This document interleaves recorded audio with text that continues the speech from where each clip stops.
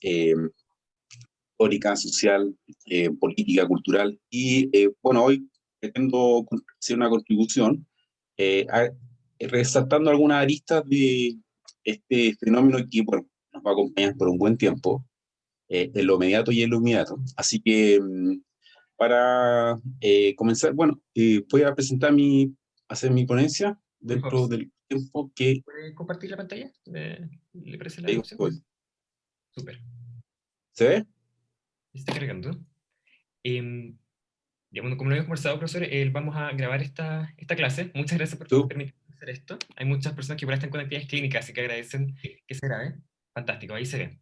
Y como lo conversamos, Ya. la idea es que sean, ¿no es cierto?, aprox 20 minutos de exposición y también 10 minutos, ojalá, Sí, que alcancemos a leer algunas preguntas. súper. Ustedes me dicen cuándo comienzo, porque Ya. son 95. Sí, si le acomoda, podemos partir inmediatamente, ¿le Ya, parece? pues. ¿Que Ok. comencemos? Ya, eso, lo dejo. Bueno, Adelante. gracias. Bueno, y mi presentación va a estar enfocada básicamente en conectarme con algunos aspectos que nos pueden ayudar a comprender quizá la faceta eh, que ustedes están hoy día abordando y que tiene que ver con la salud mental, eh, que es que tiene una historia también, no solo en el mundo de la salud, sino que también en el contexto que estamos viendo. No, para ello, voy a intentar responder tirar algunas luces sobre lo que puede representar la pandemia en torno, no solo a su historia, sino que lo que representa como crisis, pero también como una oportunidad de cambio, que no es la primera vez que se plantea como interrogante colectiva. Em, Desde comienzo de este año, mucha gente comenzó a recurrir o a desempolvar esta palabra que parecía que ya había pasado al Museo de la Medicina de la Salud, que era pandemia.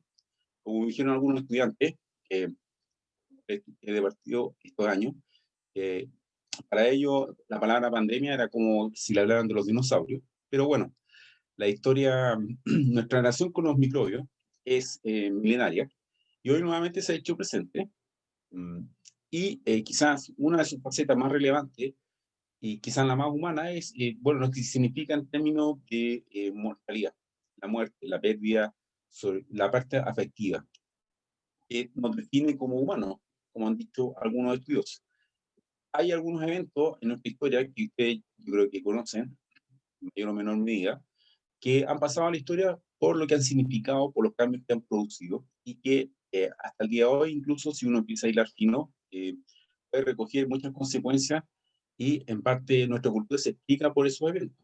La peste negra, el cólera, y las diversas oleadas que hubo en el siglo XIX, la quinta llegó a nuestro país em, y cambió en gran medida el concepto de salud pública.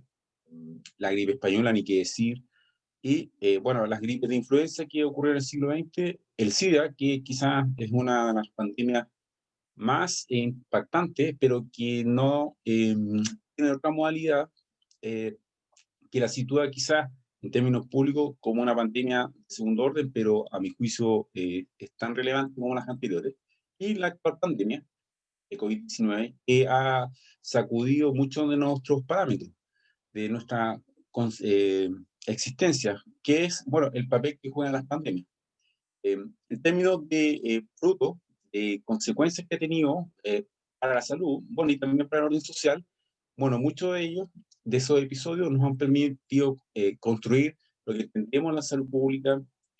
La modernización de la medicina se explica en gran medida por esos episodios. Desde el punto de vista de la población, la cultura sanitaria se ha nutrido, como el simple hecho de lavarse las manos o taparse la boca y la nariz al momento de toser, que es parte de una herencia cultural que va pasando de generación en generación. A propósito de estos episodios, la globalización de lo que entendemos por salud como un orden institucional que tiene como objeto prepararse, coordinar, estudiar fenómenos, obedece también a estos episodios pandémicos. Y lo que ha señalado un historiador muy destacado, George Vigarello, eh, estos episodios, sobre todo a partir del siglo XIX, nos han obligado o nos han invitado a valorizar lo que entendemos por solidaridades. Ahora, eso quiere decir, en términos concretos, cómo apreciamos, cómo valoramos eh, las acciones que nos unen los unos a los otros en torno a un fin común. Y es por eso que esta pregunta, esta reflexión, a mi entender, posee un valor pedagógico desde el punto de vista de la historia y de la memoria, porque nos permiten también lo que a mi juicio es un bien que debemos sopesar y que hoy mismo estamos evidenciando, tiene que ver con la cohesión social, vale decir, nuestra convicción en torno a la participación a un plan común, a un propósito común como sociedad. Si nosotros nos sumergimos un poco en lo que se ha contemplado como cohesión social en otro país, vamos a ver que no vamos a salir muy bien parados. No solo por lo que está ocurriendo hoy, ni por lo que ocurrió el año pasado a partir de lo que se conoce como estallido social, sino que desde hace muchos años nuestra cohesión social está al debe. Y esto lo dejo establecido desde ya porque si hacemos una comparación con otros países, vamos a ver que las mejores respuestas ante esta crisis que ha representado el COVID-19 eh, la entregan países que demuestran una sana cohesión social. Y es por eso que también hay que tener en cuenta este factor, porque si nosotros podemos tener una conexión entre nuestra cohesión social y nuestra reflexión sobre la historia y la memoria de las pandemias, quizás podemos tener una mejor capacidad de respuesta ante eventos futuros. Que, bueno, como se ha proyectado hoy, es muy posible que tengamos que enfrentar una pandemia en algún momento de nuestra existencia. Ahora, a partir de estos desafíos, esta introducción, me permito, bueno, conocer algunos eventos que han representado algunos desafíos y dar cuenta de cómo se ha seguido adelante a partir de esos desafíos. Estas autoras, Elena de Jong y Anne von Van Tilburg, nos hacen, hace poco, nos publicaron un libro muy interesante porque dentro de ello nos hacen ver cómo la posibilidad de mantener una memoria sobre todos los episodios que han significado desastres para nosotros, nos permite preparar, eh, prepararnos como colectivo ante eventos futuros. Por ello, la valorización de la memoria es un tema que, si ustedes pudieron asistir a la jornada docente, alumno, funcionario, ya abordamos y en la cual recalcamos la posibilidad que tiene las oportunidades que nos brinda la memoria para, por un lado, fortalecer nuestra cohesión social y para prepararnos para eventos futuros. Y ello porque también, al momento de una crisis, gran parte de las áreas que definen nuestra existencia se ven afectadas, entre ellos, bueno, la psicología colectiva, el orden social, político y económico, que ya lo estamos viviendo, no solo en Chile, sino que en muchos países, bueno, y las oportunidades que tenemos ante ese evento. Recordarlo o olvidarlo. El olvido ha sido parte de la pandemia. La magnitud que tuvo la gripe española de 1918, la gran paradoja es que para muchos países fue un evento que pasó al olvido. Alfred Crosby, que es un gran historiador norteamericano, escribió este libro que ustedes están viendo en la década de 70, porque él detectó que su sociedad, sus contemporáneos, habían olvidado ese evento. Y aquí da explica a través de una serie de factores cómo ocurrió ese fenómeno.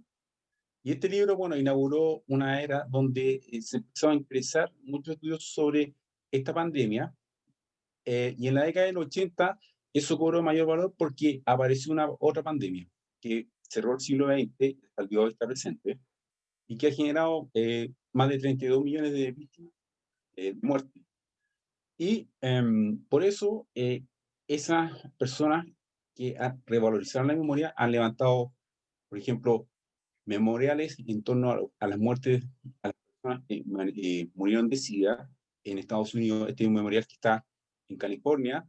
Si ustedes pueden ver, el escenario fue diseñado así para que la gente encuentre un momento de reflexión, los familiares o cualquier persona que se acerque a este momento y pueda pensar y tenga un minuto, un espacio de silencio, de reflexión, para valorizar este fenómeno que es la muerte, las epidemias, las pandemias, etcétera.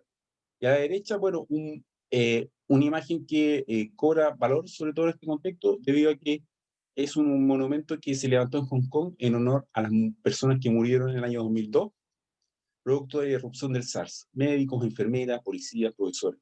Y ellos levantaron este monumento, obviamente, para recordar este episodio a sus caídos, pero también para prepararse para un evento que sabían que podría ocurrir. Bueno, y a partir del año pasado ya pudieron verificar esa memoria.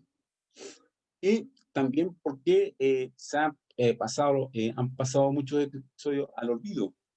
Según Damir Urenovich, escrito este libro que está disponible en la biblioteca de la universidad, el olvido es un efecto del trauma. Y muchas veces, y un acto legítimo de la mentalidad del ser humano es olvidar, dejar atrás un momento que quizás puede ser inexplicable y que para muchos es mejor darle la espalda y seguir adelante. Y justo esos efectos de olvido, bueno, también desde el punto de vista de nuestra salud mental, hay algunos episodios que se conocían, pero que muchos olvidaron o no contemplaron, que tiene que ver el efecto de una herramienta medieval, la cuarentena, que pese a su antigüedad la hemos utilizado, pero que para muchos ha generado una serie de efectos que se conocían, que los estudiosos de estos fenómenos hay una serie de antecedentes que así lo demuestran, pero que hoy nos han permitido desnudar una serie de conflictos, de paradojas, de desafíos que para el cual no estamos preparados.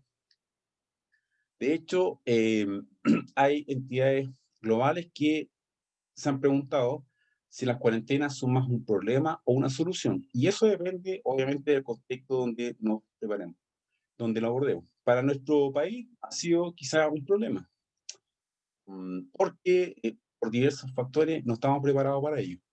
Pero otros países que tenían más experiencia, y hay algunos ejemplos que podemos citar, sabían que una cuarentena se tiene que aplicar rápido, en un tiempo preciso, porque ocurre lo que esta imagen nos demuestra. Aparece una serie de fenómenos como ansiedades, por un lado, temores, obviamente acompañados de esperanza, pero también conflictos de intereses. Ya lo hemos visto en nuestro país. La ciencia, la economía y la política muchas veces chocan porque velan por sus intereses, por intereses sociales que obviamente son legítimos, pero que requieren también de un esfuerzo común que muchas veces no posee una base para llevarlo a cabo, como por ejemplo la cohesión social. Es algo que va de la mano de las cuarentenas, desde el punto de vista histórico, que en muchas ocasiones la gente deja de adherir a ella, porque le pierde legitimidad, porque no le ven sentido, y se pasa un momento de desaprensión. Y eso también tiene que ver con la confianza que hay entre sociedad y política, cuestión que en nuestro país, mi parecer, es un punto que está al debe. Y para ir cerrando mi presentación, una vez más, bueno, me emito, llama la atención o poner el énfasis en lo que puede ser la valorización de la memoria epidémica, que la podemos llamar, porque así como en Nueva Zelanda, el historiador Geoffrey Rice, que escribió hace varios años la historia de la gripe española, él, junto a unos epidemiólogos, le propusieron al gobierno de Jacinda Ardern levantar un memorial para recordar ese episodio que fue tan dramático para Nueva Zelanda en 1918. Y bueno, de hecho, el plan antipandemia para la pandemia de influenza que preparó Nueva Zelanda y otros países contempló un estudio de las cosas que se hicieron mal en 1918, vale decir, recurrieron también a un análisis histórico para estar preparados. Y para el episodio que les tocó vivir, bueno, nos tocó vivir a partir del año pasado,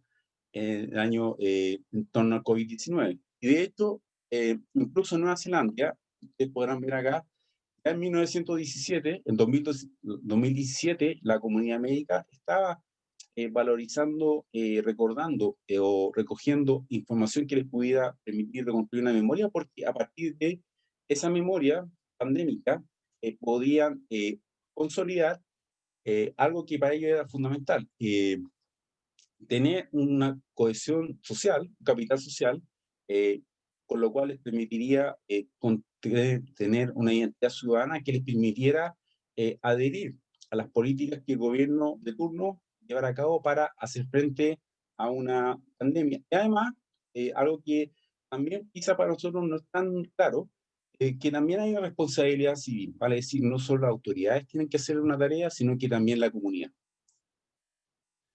Y en nuestro país, bueno, hay algunas iniciativas muy interesantes que se han hecho, como por ejemplo la Universidad de Chile ha construido un sitio web, Memoria COVID, donde se están recogiendo testimonios, y también el Centro de Investigación para la Gestión Integrada de Riesgos y Desastres ha propuesto también la elaboración de la construcción de materiales, de memoriales, para que, bueno, en algún momento eh, se la gente puede acceder a este episodio a través de un monumento, un episodio. Y me parece que, bueno, son contribuciones que hay que tener en cuenta porque este recuerdo también esta idea de recordar, no solo ha sido parte de propuestas de orden más vinculadas a las políticas públicas, sino que también nosotros tenemos una cultura universal yo me permito rescatar a través de lo que es la literatura. En el siglo XVII, Daniel Defoe, a comienzos del siglo XIX, Mary Shelley, Albert Camus en el siglo XX, y bueno, y también a fines del siglo XX, Stephen King, de uno u otro modo, a través de la literatura, nos han permitido recordar que en algunos momentos ocurren eventos que nos permiten, nos llevan a pensar que nuestra civilización puede ser cuestionada por algún evento generalmente de orden biológico, como son las pandemias. Y por último, bueno, hay un hecho interesante que por lo menos yo lo he discutido en clases con mis estudiantes, que tiene que ver cómo nos vinculamos también de forma global. Y las pandemias eh, tienen la virtud también de hacernos pensar que no estamos solos en este planeta, que somos parte de una globalidad, aunque sea un pensamiento quizá redundante para algunos, pero que no es tan así, porque no es la primera vez que Occidente y Asia se vinculan a través de una pandemia. Ocurrió con la peste negra, ocurrió con las pandemias de cólera, y hoy, a partir del COVID-19, también hay una relación. De hecho, este filósofo bastante mediático, muy interesante, Jung-Chul Han, de origen coreano, pero radicado en Alemania, él ha propuesto que una de las virtudes que ha llevado a Asia a controlar la pandemia sin vacuna es su cultura cívica, vale decir, más allá de que sean gobiernos democráticos, autoritarios, hay una cultura que a cada ciudadano lo invita a cumplir con los mandatos de la autoridad, no porque se lo ordenen, sino porque él tiene una conciencia de que es un deber que va a ayudar al colectivo. Obviamente hay siglos de cultura, nosotros tenemos en Occidente una ligación más conecta con el mundo de la idea liberales, el individualismo, pero que eh, por lo menos nos invita a tener en cuenta de que quizás sea un momento de que en Occidente se puedan aprender de Asia. No copiar su cultura porque es una tarea gigantesca, pero sí tomar punto de referencia o por lo menos plantearnos qué ideas de colectivo tenemos nosotros para hacer frente a desafíos que por definición son colectivos como las pandemias. Y así, para ir cerrando, ¿qué podemos aprender o por lo menos tener en cuenta de este episodio que está en curso, que aún no ha terminado, pero que ya tenemos varios meses de experiencia en varios ámbitos para ir reflexionando? Bueno, repensar sobre nuestro vínculo con la sociedad, entre sociedad y naturaleza, valorizar o hincar el diente en nuestra cohesión social, en nuestra solidaridad, ver qué tan bien o qué tan mal estamos. Y bueno, como lo han propuesto de John y Van Tilburg, eh, eh, hacer de la memoria epidemiológica una guía para enfrentar episodios futuros que naturalmente vamos a tener en cuenta. Y para ir cerrando, bueno, una vez más, bueno, me permito recurrir, bueno, a la etimología de la palabra pandemia, que quizás nos entrega una clave para hacer frente, primero, para comprender lo que estamos viviendo y también para hacer frente a lo que viene.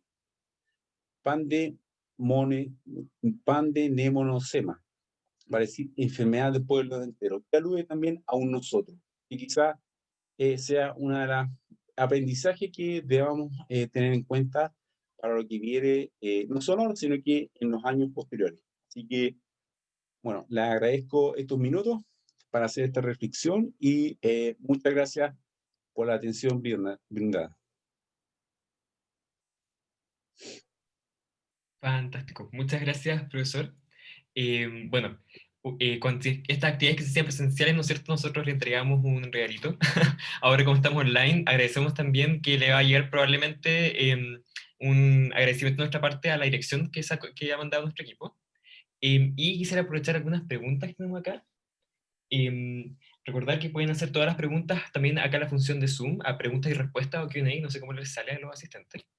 Y nos preguntan acá.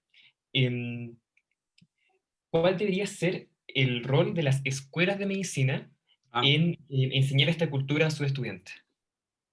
bueno, hay una gran tarea. Bueno, en esa invitación que yo sugiero, a la cual deberíamos concurrir, naturalmente yo no lo quise tocar porque está para mucho, para un seminario incluso. Yo creo que las escuelas de medicina han tenido una gran responsabilidad.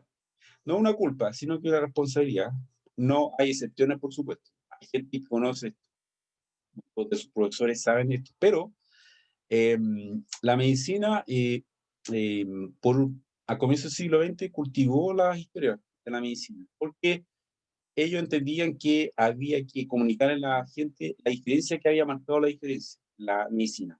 La medicina científica causó una revolución. Yo podría hablar horas de los beneficios, ustedes los conocen, quizás mejor incluso que yo, que atraía a la comunidad, pero también tuvo un problema. Eh, la medicina dejó de pensar su pasado, y entre ellos el impacto que han tenido las epidemias. Hay la medicina dedica a estudios, por supuesto, pero dejó de ser parte del currículum de la escuela de medicina. No solo la historia, sino que también otras disciplinas que nos pueden permitir a contribuir a conocer la complejidad de la salud, que ustedes conocen muy bien. Por lo tanto, la tarea, yo creo que esta es una buena oportunidad. No sé si se vaya a aprovechar, pero por lo menos ya está planteada. Y yo creo que hay muchos docentes a nivel de cuerpo docente, se está tomando el peso a lo que es, bueno, la salud pública, pero también a tener en cuenta que hay experiencias del pasado que debemos tener presente porque no nos diferenciamos mucho. Las ansiedades, los temores, la desaprensión. Yo no voy a hablar de que fui vidente, pero cuando yo ya vi en marzo, abril cómo avanzaba la pandemia, yo dije que lo más probable es que hubieran problemas porque había una desconexión entre sociedad y política. Y eso ya ha pasado varias veces en nuestro país. No solo en nuestro país, sino que en varios países, en Latinoamérica. Tomamos las condiciones socioeconómicas.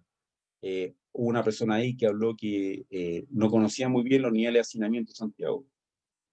Y todo eso, bueno, no, por lo menos yo creo que las escuelas de medicina, si aún manejan niveles de sabiduría, van a tomar en cuenta esto de diversas maneras. Investigación, docencia, eh, reuniones como de este tipo, en fin, pero no, por lo menos hacer un acto de aprendizaje. Bueno, porque así se hace la docencia. Hay que cambiar de vez en cuando, porque hay que también mirar en qué mundo se está viviendo. Perfecto.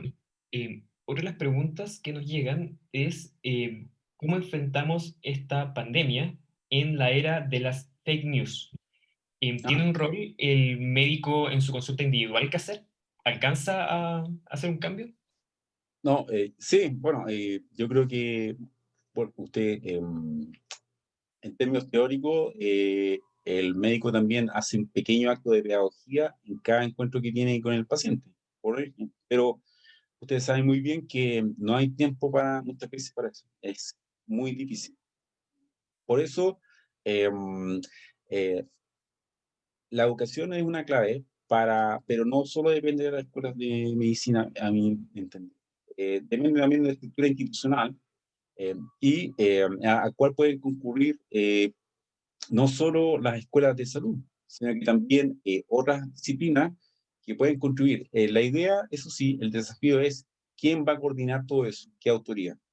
Una tarea que me parece que eventos como los que ustedes realizan pueden concluir, porque ya aquí hay varios estudiantes reunidos, y ahí hay una convocatoria.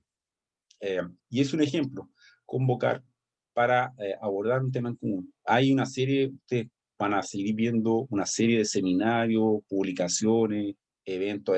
Yo los sigo mucho por internet, por YouTube, conferencias de aquí a allá, pero son esfuerzos particulares, muy plausibles, por supuesto, pero tienen que cuajar en un canal común, porque son esfuerzos colectivos. Por eso mi afán de insistir en la cohesión social, que es para mí nuestro talón de Aquiles en el momento que estamos viviendo. Acá, a raíz de lo que mencionaba, tenemos la siguiente pregunta. Eh, ¿Faltó un doctor Fauci chileno? Asumo que está referido a quién se No, concentra la figura y tiene alguna carga política o no, quizás a un... no, bueno, el doctor Fauci, él no es político, pero es una autoridad. Él tiene una larga historia. Si ustedes entran a YouTube, van a ver varias conferencias de él. A propósito del SIDA, él ya fue una persona, entre otras cosas, se ha destacado. Sí, él tiene una virtud. Digamos que tiene un buen feeling ciudadano, porque él fue el primero, o uno de los primeros, que le abrió las puertas a los enfermos de SIDA para escuchar su reclamo en torno a las terapias que se estaban aplicando. Y él sentó un precedente que fue, bueno, seguido. Y hoy, en nuestro país, yo creo que hay varios Fauci y varias Fauci, pero eh, nuestra estructura sanitaria y política es muy diferente. Yo creo que ustedes lo conocen en la Escuela de Salud, en la Escuela de Medicina hay varios, pero eh, Leo, es muy difícil que haya una autoridad así porque, bueno, no sé si tampoco tenemos un Trump nosotros, que le esté pegando al doctor Fauci, pero nosotros tenemos, hay protagonismo bastante plausible, yo creo que se puede conocer, pero son voces, pero lo interesante lo ideal hubiera sido que hubiese habido un canal político, una autoridad política que pudiera canalizar. Mira, el ejemplo de Nueva Zelanda es interesante porque la primera ministra siempre habló de el equipo de 5 millones. ¿Cuál es el equipo de 5 millones? Nueva Zelanda. O sea, vale decir, una autoridad, una guía, un liderazgo. Y así todos concurrían a ese puesto. Bueno, Nueva Zelanda también tiene una serie de ventajas que nosotros no tenemos. Pero eso faltó en nuestro país, porque nuestra cohesión social, así yo soy majadero en eso, es muy débil. Por lo tanto, hay varios esfuerzos se han realizado, hay gente muy preparada, pero no sacamos nada con tener esos recursos que no son canalizados en torno a un esfuerzo común. Y es una tarea que se lo dejo, bueno, a ustedes también, ver cómo andan nuestros niveles de confianza, que es también una tarea a tener en cuenta. Perfecto, doctor. Bueno, si reviso bien, esas serían todas las preguntas. Ahí llegó de hecho, nuestra siguiente invitada, sin duda una líder dentro del campo. Así que, doctor, agradecerle su tiempo. Sin duda, un gran inicio a esta jornada que hay que entenderla, ¿no es cierto?, de muchos aspectos. Y bueno, ahí nos estamos comunicando para coordinar todo el resto. Muchísimas gracias. Chao, gracias por todo. Suerte. Adiós. Ahí se desconectó. Hola, doctora, ¿cómo está?